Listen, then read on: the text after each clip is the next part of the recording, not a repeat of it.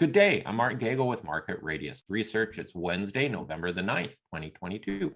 We've got CEO Steve Dalton and COO Omar Bajorquez of Revolve Renewable Power. Revolve is a developer of solar, wind, and battery renewable power generation projects in the US and Canada. It's great to have Steve and Omar join us today. Revolve has an operating portfolio of 2.85 megawatts with an additional 6.2 megawatts under construction. The company has developed and sold over 300 megawatts of projects and is targeting 5,000 megawatts of utility scale projects, along with a growing portfolio of revenue-producing distributed generation assets. I'm looking forward to understanding their growth strategy and their opportunities in the US and Mexico, especially given Biden's Inflation Reduction Act as a tailwind. Also, I'm hoping to get an update on the state of the renewable energy market, especially how last year's rise in inflation, along with higher interest rates, is affecting project development.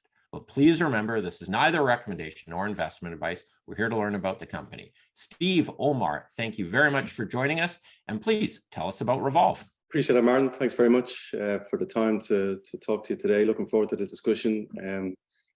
In terms of process, I'm going to hand over to Omar. Omar is going to walk us through the presentation. And then I think between the two of us, hopefully we'll be able to get through any questions that you have as we go through slide by slide. So I'll hand it over to Omar and we'll get through the presentation. Well, thank you very much, Martin. So let's go. So we can talk about the company and what we can offer at Revolve. So why this is an investment opportunity? It is because we offer, let's say, a smart and responsible investment opportunity. And this is because of three main key facts. And it's the ESG, as we can help companies to comply with their policies that they need to put in place. And we will see it more often now during these coming years. Second, we have a diversified strategy, business strategy, that it's about two different business models to tackle the renewable energy market. And third, we know what we are doing. We have experience. We have a long track record in the sector. So about the company, I would like to mention that we have more than 10 years of experience. Now we are listed on the TSXV since March of this year. And we mainly have a portfolio of projects on renewable energy sector. And basically the technologies are about wind, solar, and battery storage. And this is located, our portfolio in the US and in Mexico. I think this slide is very good since it's like a snapshot of our present and of our future, our past and our present, let's say it that way.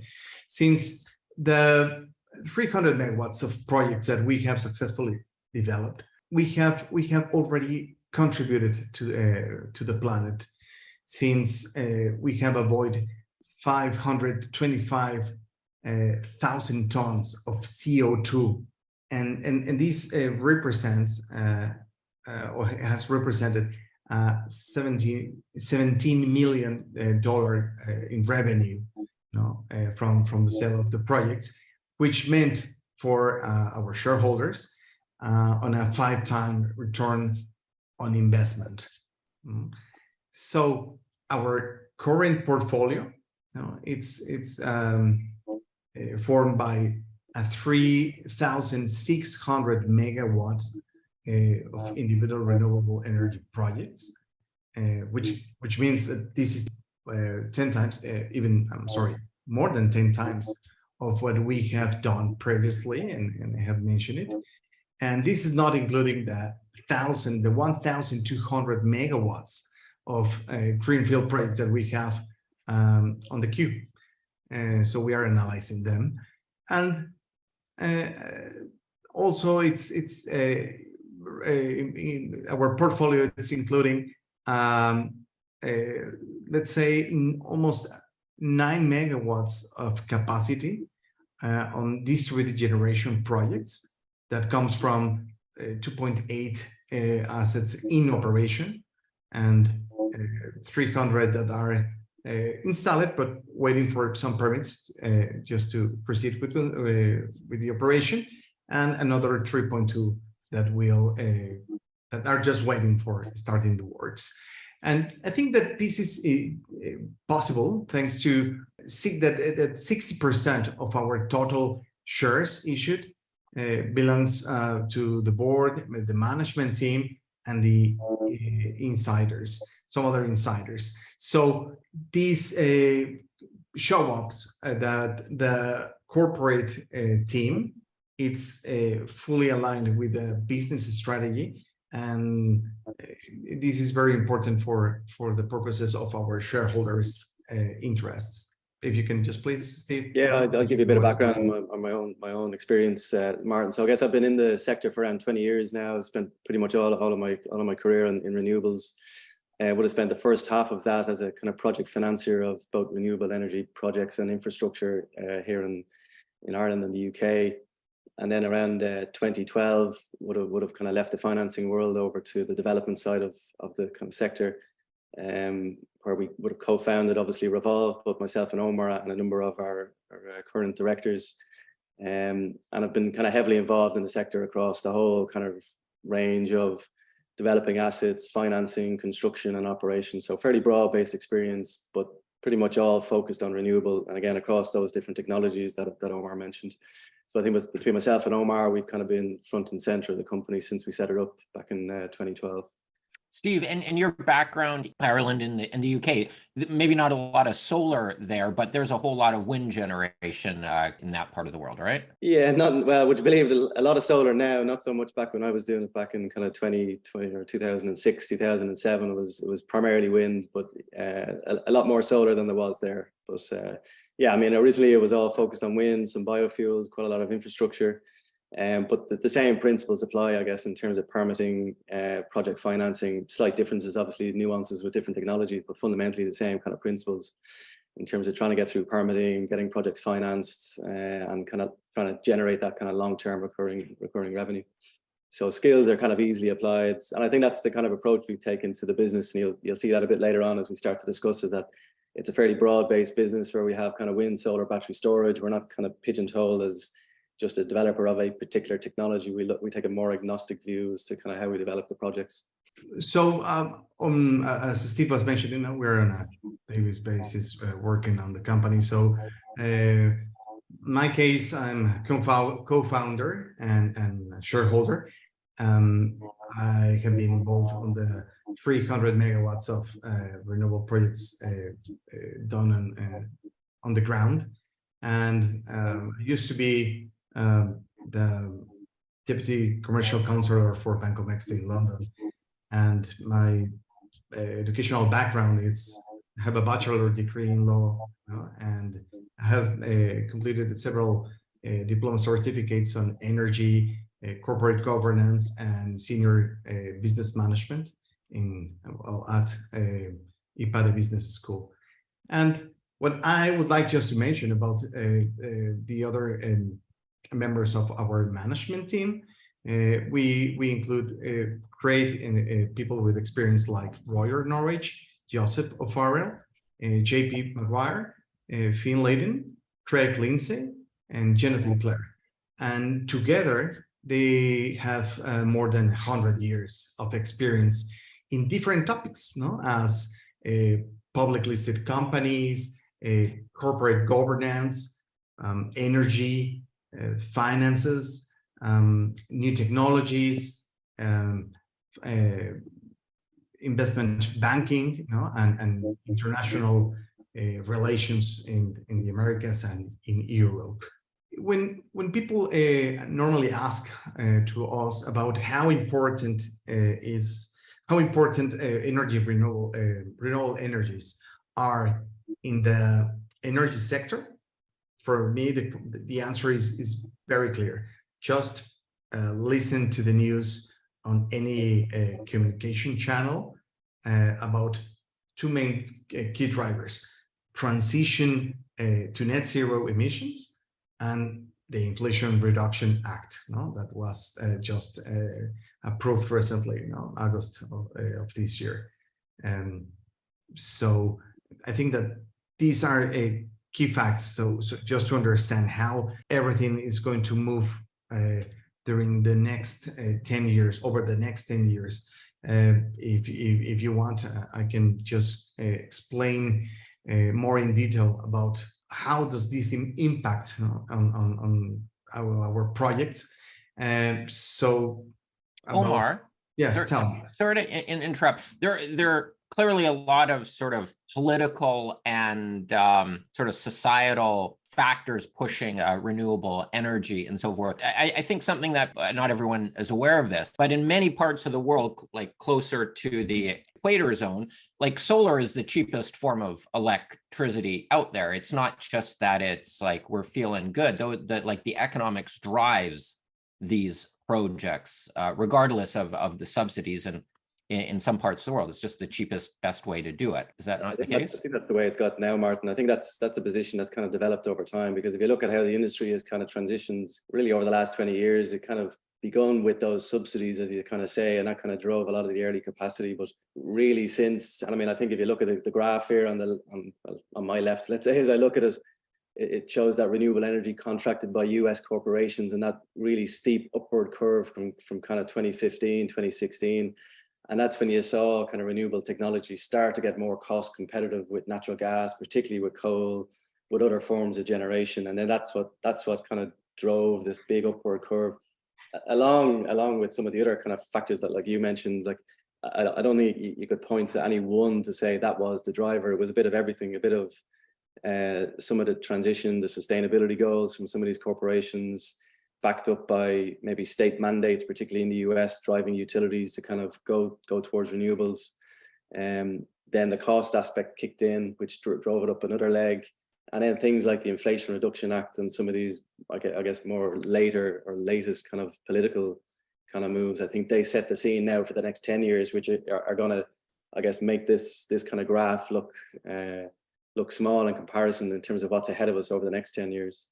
So it's really been an evolving story, if you like, but for the last kind of 15, 20 years, or certainly as long as I've been in the sector, and it's less now about the subsidies, and it's more about cost competitiveness of renewables, and on top of that, the kind of whole sustainability and drive towards kind of net zero.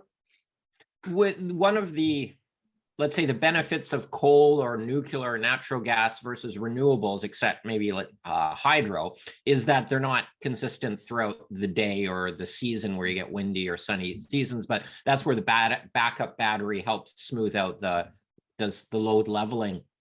Is the general competitiveness with those legacy energy, electricity generation technologies, once you add battery to it to do the load leveling, how do the economics compare with that included? It certainly helps. I mean, the battery does different things. Obviously, it doesn't generate electricity. It just helps facilitate the management of the energy generated by solar, wind, or whatever else. It does other things, like allows the utilities and the transmission operators to be able to manage the grid in a better way. So I think batteries add quite a lot to the overall network.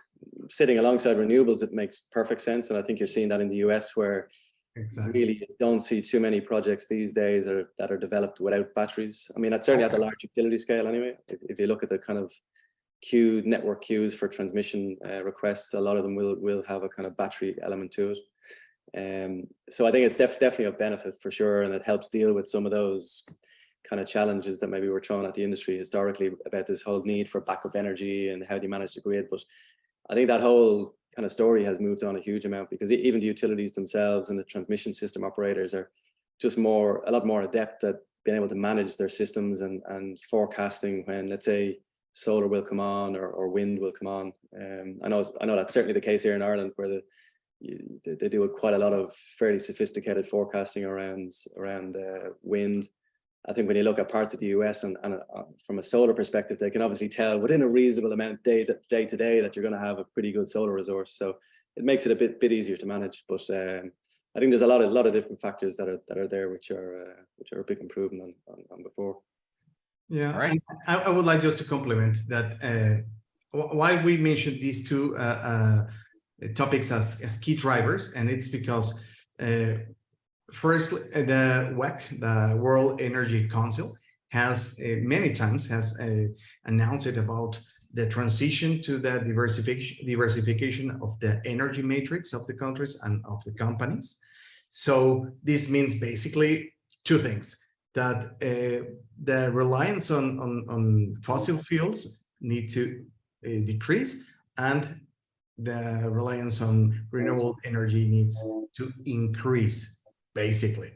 And this has a big impact, on what the companies needs to promote on their and to implement on their business strategy, since they now have to be they have to be sustainable. And of course, this is part of what all the United Nations members have already adopted with Sustainable Development Goals, where let's just remember, the number 7 of this list, it's about energy, and we need to ensure access to affordable, reliable, sustainable, and modern energy for everybody. So now that we understand that this is a transition that for over the next 10 years, we will see that companies will need to implement, and for that, they will need this strategy on to go to the net zero emissions, in order to comply with what I have mentioned before, and about, I mean, what is happening with the US, and this is very important. The Inflation Reduction Act, it has, I mean, we can translate it on $369 billion on funding for clean technologies and for our projects and for all the projects related with wind, solar, and battery storage projects.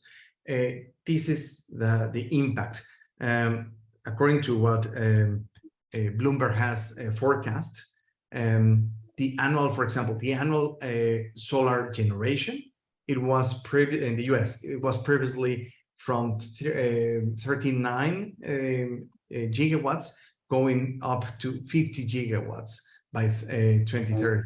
And about the wind annual generation, now it will be moved from 16 gigawatts. It will go up to 23 gigawatts. And as you can see, and any projects, any part of the world where we have renewable energy projects built, then it is going to be more important, the energy storage. In fact, the US is the largest storage market right now. So thanks to this act, it will have a boost, in favor of clean power. And by 2030, just on battery storage or energy storage, the country would have 112 gigawatts of energy storage. So that's why we mentioned it, that it's just a matter of follow-up on the news. Just now go to the business models that we have, the two business models that on diversified on our strategy. So we have two different kind of projects. We have the utility scale projects and the distributed generation projects. So just to make a summary, to understand both of them, on utility scale projects, let's say it this way: it's large projects, big projects. Basically, the technology, as I mentioned before, is wind, solar, and battery storage. It takes normally between 3 to 4 years, from all the way from greenfield, from zero, all the way to a project be ready to build or ready for construction. So this is once the project is ready, then we just exit from it. We sell it. So it's for the shareholders.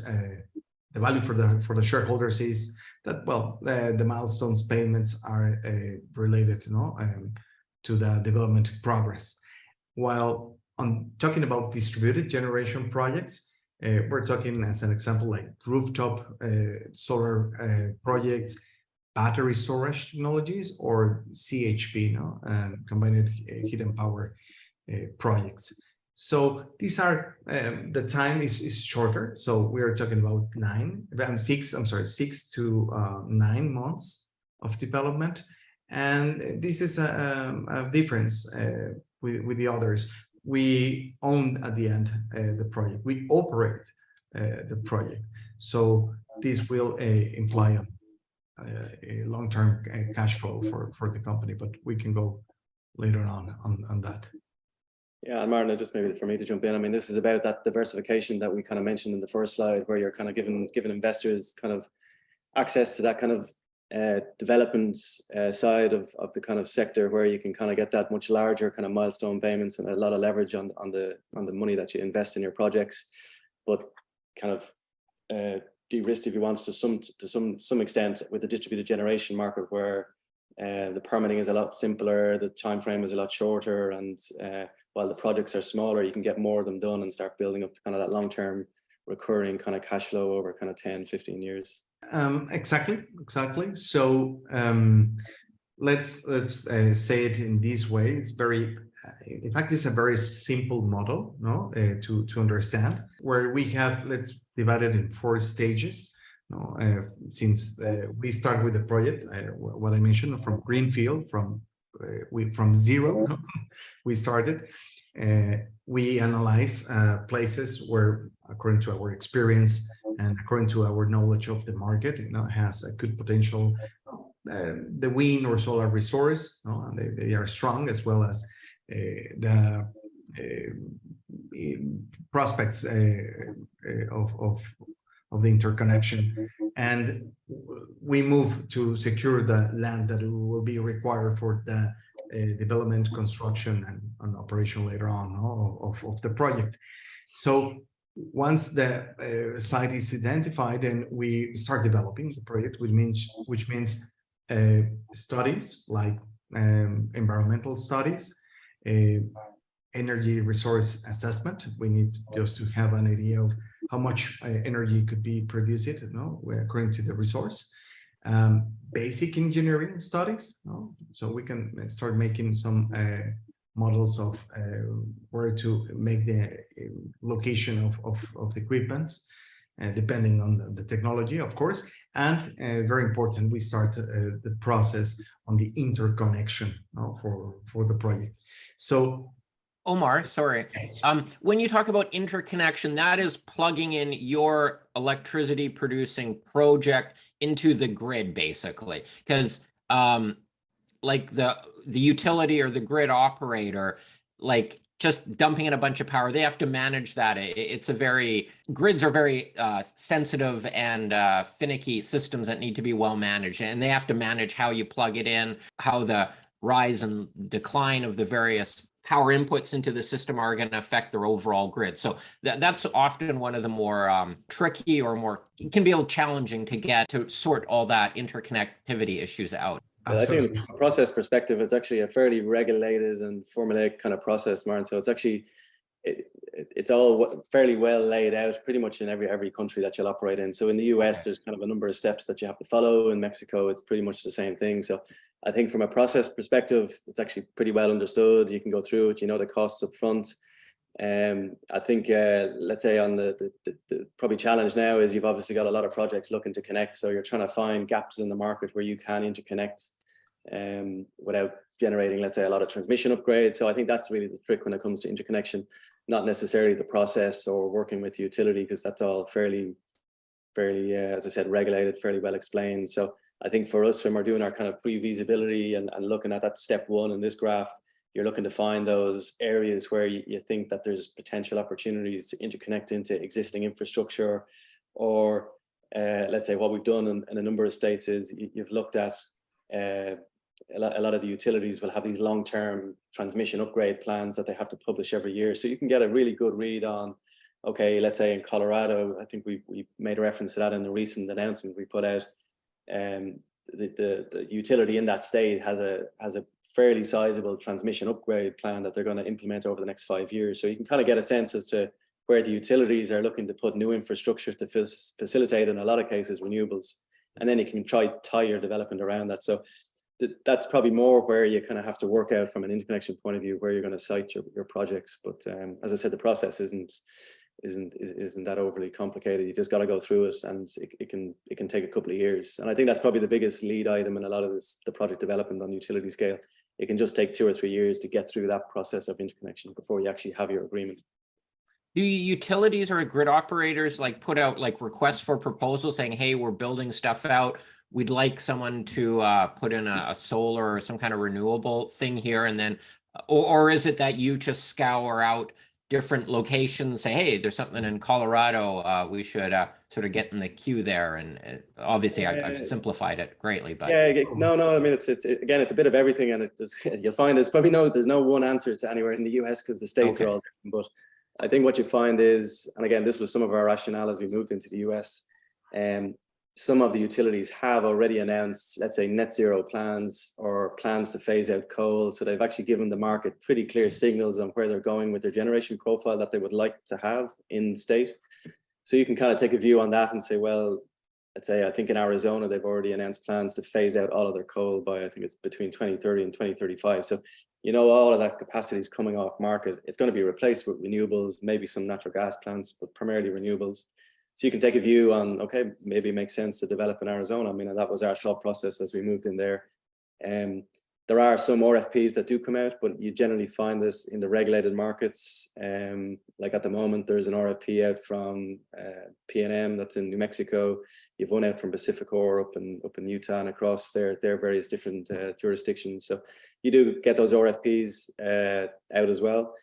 I think it's hard to go into those without a development already underway, if you like, because they generally have commissioning dates that will be within, let's say, 4 or 5 years. So kind of hard to start right from the start in terms of trying to find the site to match that RFP.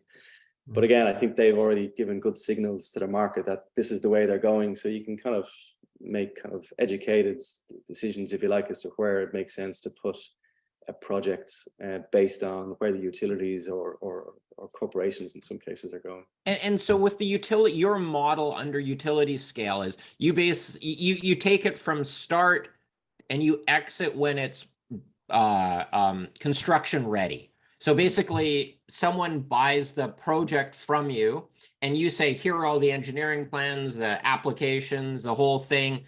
Now you go build it. You raise the big money to actually build the project, and we're going to pay you for all the development work that you've done to date. Yeah, exactly. And I mean, I think I flicked on to the next slide, but I think this is the best kind of way to show it to you in terms of, we set out an illustrative case just to kind of try lay it out easily for kind of investors to understand the model. So I guess this is the 4 steps that Omar had mentioned. We've given obviously a very generic idea as to kind of what the costs are for each step. So for a 200 megawatt solar project, not including battery in this case, so just pure solar, let's say you've kind of a 2 million investment. A lot of that 2 million is actually at the back end of the project development. So it's not upfront. Actually, your costs in year 1 are not so great. It kind of builds up as you start to make progress and de-risk the project from a development perspective. That's spent over that 3 or 4 years that Omar mentioned. And in terms of development returns, and we feel these are kind of conservative, particularly as to where you've seen development margins going over the last kind of year or two. You can make on a solar project 40 to 50,000 per megawatt. So an 8 to 10 million return on a 2 million investment. And that's kind of very roughly kind of lays it out. And it's a lot like, I was trying to find a way kind of to simplify it and kind of make it more relatable. And it's a lot like general property development, where you have a greenfield site on an edge of a town, you go get it rezoned, you maybe bring some services in terms of electric and water, and then you get permitting from the local council. It's the exact same process, except we're doing it with a renewable energy site. Gotcha. And this is the kind of returns that you can generate. So there's great leverage that you can get on your kind of development expenditure. And if you go back to the first slide that we spoke about, which to me is always the key message we try to get across to investors. Like, as a private company, we raised around $3 million US over the period of kind of 3 years from 2012 to 2015. We developed that 300 megawatts of assets that we managed to sell, and we realized 17 million of revenue for our shareholders. So that's Right. what we've done historically. This is the illustrative case of kind of what it looks like on a project by project basis. But if you just do the maths, you'll kind of see how the kind of value attributes to us. So for $3 million pre-public, you generated $70 million of revenue. And if your costs were like, that seems like a very high return on investment. Yeah, that's what you can see. And I mean, you'll see that country by country. And I mean, if you look at Europe, these development returns will be low in European terms. I think the US is obviously a competitive market. Development returns are a bit lower. They are starting to increase. So we think these numbers are conservative. And again, a lot of that comes out of those industry drivers we mentioned, Inflation Reduction Acts, the kind of drive towards net zero, the need for projects like the ones we're developing, assuming you can get them through to kind of ready to build. You mentioned along that the projects get de-risked along the way. How often do you go through project origination and I don't know, you spend a couple $100,000 and you realize this project's a dud. Something changed or we misread something and then you pull the plug on it and go to another one. Is there a lot of failure rate near the beginning of the process or along the way, or is it just a lot of sort of hard work getting over the milestones? I mean, for sure, there's definitely projects that will fall through the net. They generally do a lot earlier on, so you would typically never have hundreds of thousands of dollars invested in a project because they would typically fall down on interconnection, like you mentioned. That's probably the biggest one because from a resource perspective, you can actually do a lot of that work. Desktop, you can see what the wind resource is generally, what the solar resource is generally. Land, you have site control. Generally, site control is not that expensive. And it really comes down to interconnection. And it's really that first step of the interconnection process that projects would either need to be maybe redesigned and go a different way, maybe go for a smaller project or phase the project. So there's different ways that you can kind of manage them. But you'll generally find out a lot earlier in the process if you're doing your feasibility right. And that's what I was saying in terms of that 2 million. It's not at risk day one. It builds up, and a lot of it is invested when you already have permits in place, when you've already been through your first or second phase interconnection study. And by that stage, you've created that value. You have a project that you can get to the end, if you like. And I would like also to add that it would be somehow easier to identify these kind of bottlenecks, because if you are stuck in one of these stages, then it's pretty hard just to move to the next one. So the idea is, of course, that we could identify since an early stage and through the process of the development, what kind of bottlenecks we can find out, and we will struggle in a project, and then we can take decisions. Of course, there's no a single formula, as Steve was mentioning. So it's very important all the time that we have to keep making analysis on how the project and each project is moving on, and it depends as well on the type of technology that we are looking for that project. You mentioned that this example here is without battery. Obviously, you could add a small battery sort of station to a 200 megawatt project, or a big one. Like, that's kind of variable how much sort of load leveling or backup you want in there. How much additional adding battery to it, would it increase the cost of your getting it to construction ready a lot, or does it just add a lot to the final construction part of it because you got to buy the batteries and plug them in? Yeah, no, it doesn't add anything to our metric. It's more, as you said, for when you're going into construction. I mean, there's an added complexity maybe when you go through interconnection, how you're going to make that battery work alongside the solar. Will it be front of the meter, behind the meter? But other than that, that's just engineering. It does not cost from our perspective. And a 200 megawatt solar project, how much capital would, like, once you exit it, the project owners, and how much money are they going to have to put in? What does it cost to actually build a 200 megawatt solar project, roughly? Yeah, I mean, it's hard. It's, again, there's no ballpark. Kind of straight answer, but like 150 million, something like that. Again, it depends. I mean, a lot of it will depend on interconnection and various different things, but 150 to 200 million. Okay, that's good. Yeah, I'm not trying to buy one from you. Yeah, I mean, it's right. Again, it's just very sort of regional. that's the scale. Yeah, again, it's very regional. The only final maybe point I'd make on this slide, Martin, is in terms of when we exit, you don't have to wait until you're all the way out ready to build to exit. Historically, what we've done is we've looked to de-risk the project from our shareholder perspective, kind of midway through that step 2, if you like. So if you look at what we've done historically, we've actually entered into transactions in that more mid-stage development, maybe before it's fully permitted. We've locked in value for our shareholders. Sometimes you're able to take a small bit of value off the table. And then you work with that partner then to bring the project to the final step. So you'd maybe sell off a portion of it, like call it 50%, you sell off, you get some shareholder money back, you reduce the risk on it, and then you move it forward together? Yeah, no, it's not a minority share or anything. You actually give an option to buy the project or exclusivity to one particular party, and for that they might pay you an option fee, and then you work with that party to get it fully permitted, and then they buy the project outright once it's ready to build. And so I think the main point is you don't have to wait the 3 or 4 years before you sell. Yeah, you can do it in year 2, and that's what we've done historically.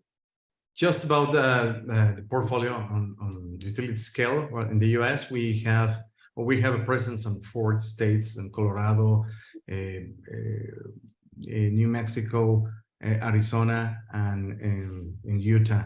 And all of them, they are more or less over 100 megawatts plus. And we have 2 main projects that we're talking about 1,250 megawatts, that they are moving very, very fast, and they have a better progress. And that's the ones that we highlighted in green.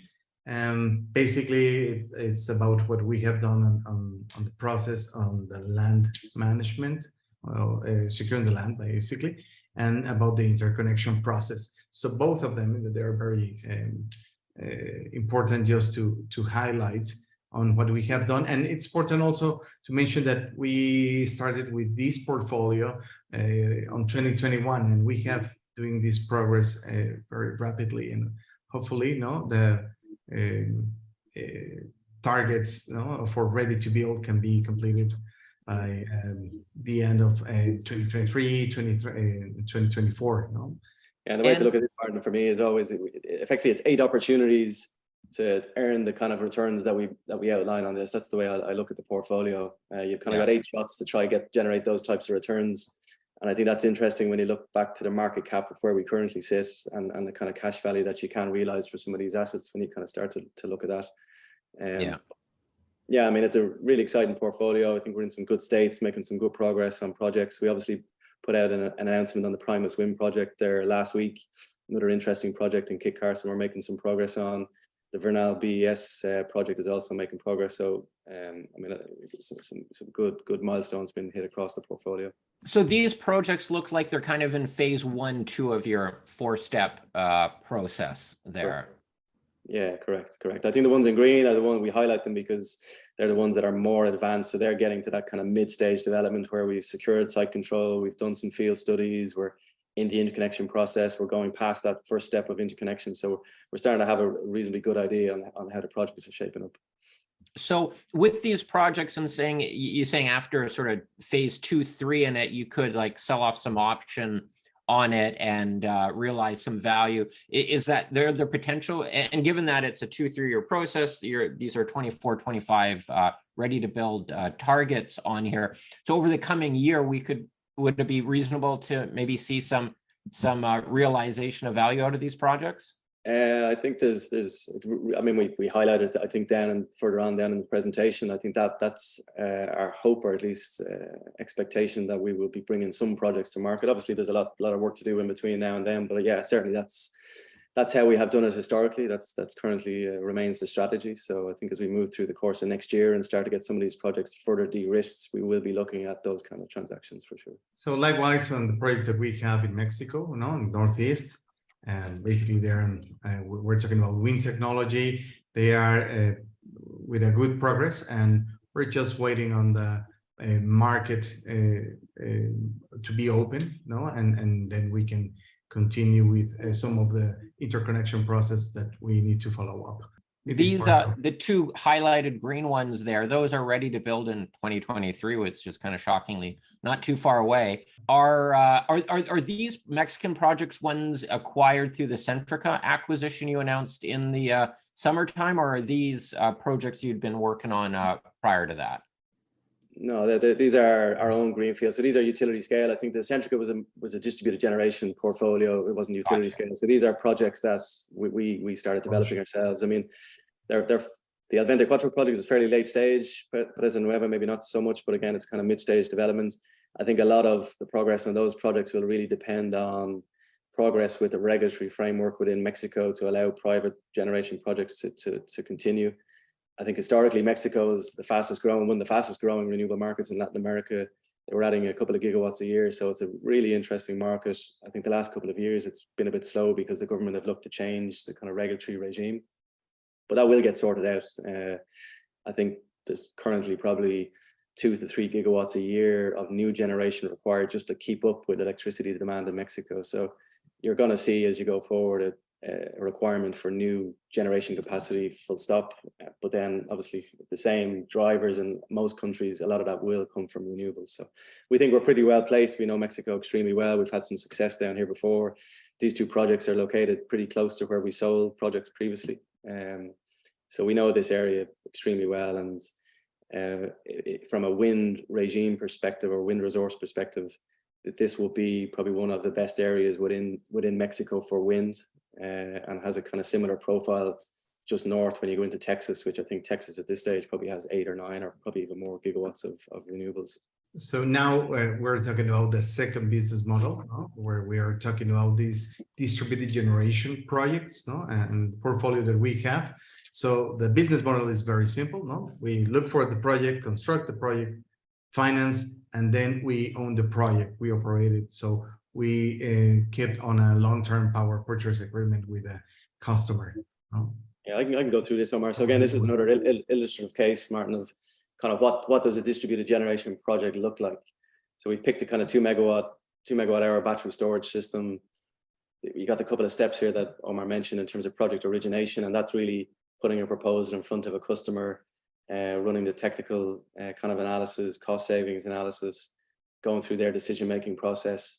Once they decide then to go with ourselves, you then got a period of kind of 6 months in terms of getting the project signed up and getting it constructed.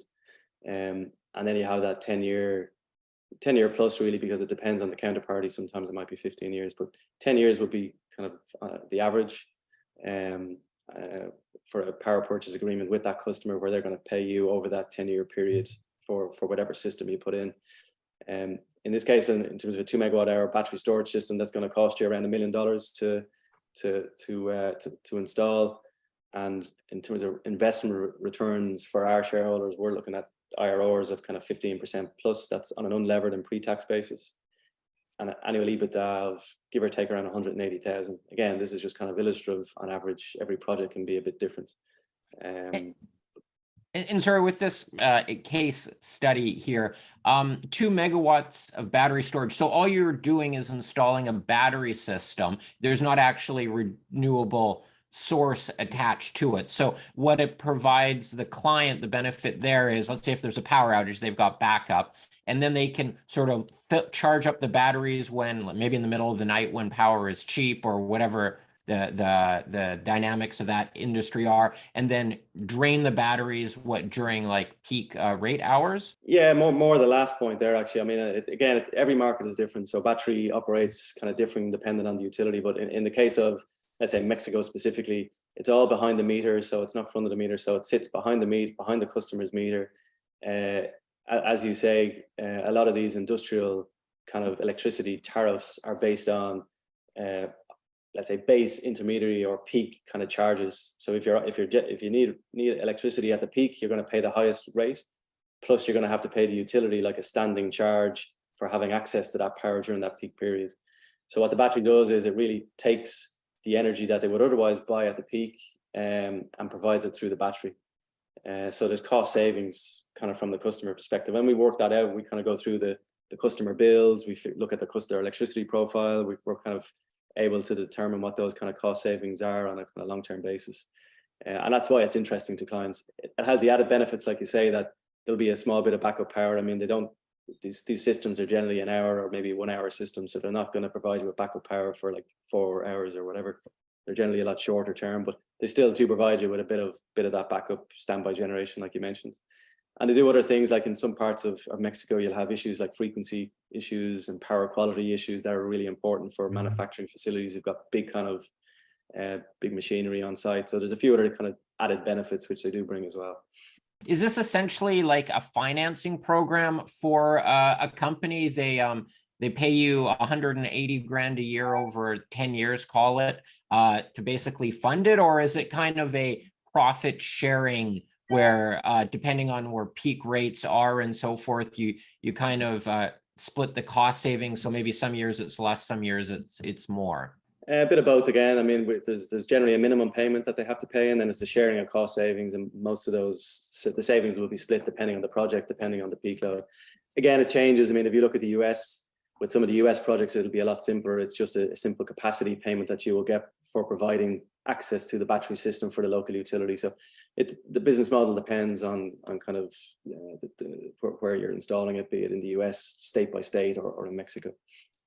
And on a project like this, your plan is not to sell it. You're like the utility scale ones, you're going to sell off, let them spend the hundreds of millions of dollars to develop it. But you're going to spend what I think you said, 1 million total invested by the company. You're going to own that project and then make 180 grand of EBITDA off of it annually as a residual. So there's more of a recurring nature to your revenues as a business. Correct. Yeah. All right. Exactly. Well, and just about this, what we have announced is that on last August is that we completed the acquisition of the Mexican subsidiary of Centrica. So this is bringing to the company almost 6 megawatts on projects, on capacity, divided on 2.85 megawatts on assets in operation, plus another project that it is almost ready and is installed, but waiting for the last permits so it can start operations. And this will be according to, as well to the business strategy that we announced recently about to go into the distributed generation market rapidly, and that can give us a portfolio that can give us the chance of make a good progress and growth of our portfolio on DG projects. Yeah, I think, Martin, the only thing I'd add is this is a kind of really nice acquisition for the business. It fast tracked us, as I say, into the distributed generation market, but there's a lot of upside. Like if you look at the cost, it was $1.4 million was in cash and spare parts, so really probably 1.25 million net for what is 6 megawatts of generation assets. And whatever way you look at that, it's a kind of attractive deal from our shareholders' perspective. If we can bring on this additional 3 megawatt projects next year, you're looking at kind of at least forecasted kind of revenue and EBITDA of close to $1.5 million on the revenue side and 700,000 on an EBITDA from an EBITDA perspective. So it's a nice kind of acquisition from our perspective, and it fast tracked us into the sector as Omar mentioned. So prior to Centrica, you weren't doing the distributed generation model. This is what sort of got you into the market. Yeah, well, we had looked at it, so it was on our strategic kind of radar, if you like. But when we looked at it, we said, well, you can kind of go about it two ways. We can spend kind of a year trying to build up a team, build up a pipeline, and kind of converting that pipeline. That will take time. Or we can see if we can find an acquisition that would suit. That just happened to kind of correspond with Centrica deciding to step out of the Mexican market. We knew the guys in Centrica from previous discussions, so we were able to kind of get exclusivity on the deal, and then we used this deal then to kind of launch our broader ambition into the sector. And I think it made perfect sense for us because it gives us that operational base, even though it's small. It's still long-term cash over the next, let's say, 8 years, which is the average left on these PPAs. Gives us the upside on this 3 megawatt project. And then once we got that closed, very quickly we announced another 3.2 megawatt battery projects just there in September. So all of a sudden we've gone from 6 now to 9, and obviously the intention is to continue to roll out and get the momentum behind it with the pipeline that we have. So and then you're just very in the final strokes here to plug in the extra 3 megawatts of power into the system, which will then start generating revenue from day one. Yeah, a small bit more to it. So there'll be Okay. a bit more work, but I think in terms of the key thing to probably remember is it's a project that's already installed, has already been pre-commissioned. So Yeah. it's sitting in the customer site. So there is some final permitting that needs to be done. So that needs to be worked through. That's a timing issue from as far as we see it. So we try to give a bit of guidance in terms of H1 next year. Obviously, a lot of that will depend on how the final permitting process goes. But for all intents and purposes, once those permits land, then yeah, you would be hoping then to get that project started pretty quickly. This seems like a really good deal. Like it's like a 2-year payback or something like that. I guess a little bit less. It's partially funded with a royalty agreement, so they're clipping a bit of that cash off of it. But that looks very impressive. Yeah, no. Still, I think even with the financing that we got on it, I think it's still an attractive deal for everybody. Yeah, for sure. Yeah. So just looking forward on the next year and beyond, we will keep basically very active, no, on our utility scale project. So we will keep developing it and focus on what we have to do on the follow-up on the interconnection process and land to manage, no, the land that we need to secure for the projects. No? So we will just follow again with the process that almost looked like a very straightforward process, and we will as well keep developing on the permit surveys and studies that we need for the other projects that are in our portfolio in the US and as well in Mexico, just to keep doing the progress and on these kind of utility scale projects. And about the second model that we were talking about, the distributed generation, I think that we want just to take advantage of the momentum in Mexico and in the US as well, because in the Mexican market, this is one of the main topics, DG, so this is helping companies, as we were mentioning, on how to achieve their goals on net zero emissions and with their ESG, especially in the environmental strategies that they need to implement. So we will do this on developing the current portfolio, plus some extra portfolio around 40 megawatts projects that we have on the queue, analyzing. So we would like just to make progress on all of them, and the same with the rest of the projects that we have in the full portfolio. Yeah, and probably one point we didn't maybe touch on Martin, which I think is important, and again, it was one of the kind of strategic rationales of going into DG, is there is that bit of crossover and synergy between the two, because when we're in front of, let's say, multinationals talking about maybe some small scale solar, they also have or may have much larger kind of power requirements, which may suit some of the utility scale projects that we're doing in terms of trying to contract them to those projects as well. So it's kind of interesting that there is a bit of synergy between the two. Also, from some of the clients in Mexico may also have operations in the US, so we're seeing some crossover there. So they kind of do, while they sit alone, and we do have different business models around, there is a bit of synergy between the two of them as well, which is interesting. Not a lot to say on this. I think it's just a summary of share information. People can find their ticker or EVV, so they can find it obviously on the Toronto Stock Exchange, and just some information in terms of shares outstanding and cash and balance sheet. Yeah, and I guess things to highlight here. Your cash, your debt position doesn't seems reasonable, especially given you've got more than that in cash on hand, and you've got some cash flow generation happening right now. And then as well, insiders own 60-ish%, which is a good chunk.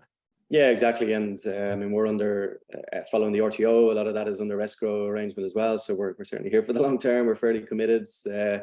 A good few of the management would have invested in the RTO fundraising as well, and so continue to support the business. All right. We do have questions from the audience here. So any final comments before we switch over to the queues? No, happy to answer questions. All right. Is the company planning on any investor roadshows in Canada and the US, or presenting at renewable energy conferences in the coming months?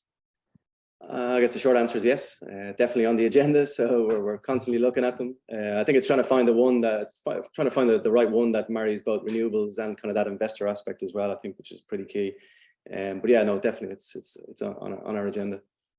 Can you discuss the financing needs in order to reach the project monetization for your utility scale project development? Or I guess it's a great question. Are you going to have to raise more capital? Are you fully financed here to get the your utility projects, or I guess all of your projects, over the finish line? Yeah, well, I mean, we haven't provided any guidance in terms of future financing needs, so we won't talk specifically about it. But I think if you look at what we've done historically, Martin, or what we've tried to do, is we raised that 3 million that I mentioned as a kind of private company. We didn't raise any further funds until we exited projects, and then we were effectively self-funded. So that's the model that you look to replicate. It's not always possible to get the timing exactly right, where you can kind of exit a project, realize some value before you have to raise money again. But that's certainly the intention. And there are plenty of other kind of financing options out there for renewable energy companies such as ourselves as well. So we're constantly looking at potential funding options. I think in terms of the overall plan, I mean, if you look at the projects we have under the development, and that 2 million per project, obviously there is further capital to get every single one of those projects to ready to build. But that's not to say you don't fund those out of selling another project or some other financing. So it's kind of difficult to give a kind of specific answer on it, if you know what I mean. Gotcha. So, but it does seem like you have a fair amount of flexibility. You can sell the options earlier on some of these projects that are getting close to ready to build. You could sell off you've got some cash flow now. So there is several things you can do there. But correct, like financing, it's always a moving target and so forth. Yeah, exactly. Has the Inflation Reduction Act increased utility scale project valuations? I guess the short answer is not on its own. I think what it will do, which is probably more interesting, is it because it's now basically set the runway for the next 10 years in terms of tax incentive schemes to support renewables. What that will do, or what it has done, is give a very clear signal to investors. And I'm talking about kind of utilities, institutional investors who want to own kind of the projects that we're developing, that the US is the market to be in. So if you're not in the US already, I would say it's probably definitely on the radar of companies who are going to come in. So I think it will bring in more potential buyers of the projects that we're looking to develop. Whether that leads to increased valuations, we need to see. But I think intuitively you would think, yes, more competition for projects should increase valuations. But I don't think it's specifically because of the IRA. I think it's a lot of different things that are in there. Because I mean, even pre that piece of legislation getting enacted, I mean, the US market was extremely active already. This just then has set that scene now for the next 10 years. Exactly. I think it's a clear message, and a clear signal from the government in the US of what they want to do in the renewables, in the US. And absolutely, this will have an impact on infrastructure and energy consumption and diversification of the matrix, as I was mentioning at the beginning. So absolutely, it will have a general impact on all the renewable energy projects in the US. And absolutely, it's the main place where, the main market now that everybody is going to be looking for. All right. You made a comment, and I actually don't remember hearing this, but there's a question here. Could you elaborate on your comment that on waiting for the Mexican market to open?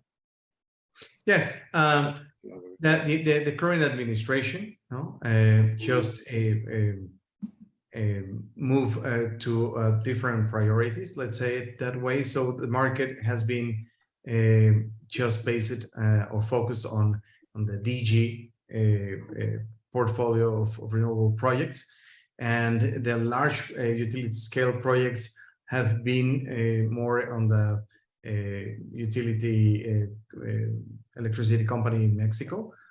So we will be we're just waiting until the current administration it's going to open again these kind of utility scale projects to go ahead. And they already have announced, for example, a solar large project in Sonora, and we're just waiting on the administration just to keep demanding and opening for these sort of projects that will be absolutely helping to the country to progress and to achieve, of course, targets that they have for 2024 and for 2030.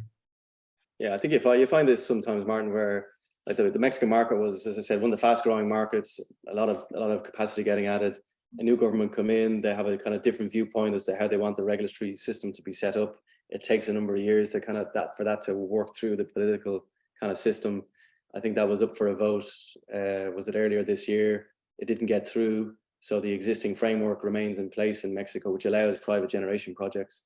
I think the government just need to figure out how they can match what their objectives are with allowing further private generation to come on stream. But they've been very clear all along that I think it's 45% of the market they're leaving for private generation projects.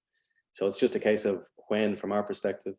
I think the longer you go on, the bigger the issue becomes for them, because if you go back to that energy demand issue, and when you're starting to add like 3 to 4% on your electricity demand every year, that's in a country like Mexico, that's 3-4 gigawatts, of new generation capacity, which hasn't been met for the last couple of years, and it just backs up. So at some point, they're going to have to figure this out. I think in the last 2 weeks, you've started to see some positive noises through some intergovernment meetings with the US and with Canada. So I think the noises have certainly improved over the last couple of weeks, but we just kind of have to wait and sit it out. But as I said, I think we're fairly well positioned with some good projects in good areas that we know work from previous experience. All right. And then one final question here on your distributed business. The question is, how quickly do you expect you can grow that distributed business? And I guess another way of phrasing it is, how many new projects do you think you can add on a year, or what is your capacity or the market's capacity to add those on? Yeah, I mean, again, we haven't given much guidance in terms of what we expect going forward, but I think what we will say is, we've got the Centrica transition or acquisition obviously completed. We've announced one project already. I think we've indicated in this presentation we've got another 40 megawatts plus. That's probably more now than it was even I think when we put the presentation together. So that number is certainly increasing. So we're seeing a lot of opportunities on the distributed generation side, and I think a lot of that is driven by general electricity prices. I think regardless of what market you're in now, if you talk to companies, they're suffering with much higher electricity bills, capacity charges. So there's a much bigger drive for them now to be looking at these types of projects. So I think that I won't say it's kind of endless, because there's obviously a finite amount of the projects, but it's certainly growing pretty quickly, both across Mexico, the US, and indeed in Canada as well. So it's a fairly fast growing sector. All right. And then one final question for me before we wrap this up. What types of news flow should investors be looking for over the next 3, 6, 9 months? Announcement of new projects, maybe selling off or optioning off some projects, that sort of thing, or you can give some more thought on that? Yeah, we kind of try to lay it out in that kind of slide that Omar went through in terms of what to expect from us. So you'll obviously be updating the market as we bring through some of the utility scale projects as they hit various milestones. We'll certainly be communicating that to shareholders. We've mentioned things like potential sales of assets next year. Obviously, that's something we'd like to achieve. Very hard to pin that down right now, but it's certainly something we'd like to move towards. And then on the DG side, I guess you'll have a couple of different things. One, we'll be reporting on obviously the progress of the Centrica acquisition. Hopefully, Q1 results will contain the first revenue generated, and that'll build over the course of next year. So you'll start to see the full year impact of that coming through. Early next year, we'll hopefully be bringing on that battery project that we announced in Cancun. That'll come operational again. That'll start building cash and revenue for us. So I think expect us to be busy for sure. Like there's a lot of projects in the portfolio on the utility scale, and as I said, the DG part of it is growing quite a lot as well. Excellent, guys. Thank you very much for taking the time to talk with us. Appreciate it. We learned a lot here, and have a great day. Thank you. Thanks a lot, Martin. Appreciate it. Thank you, Martin.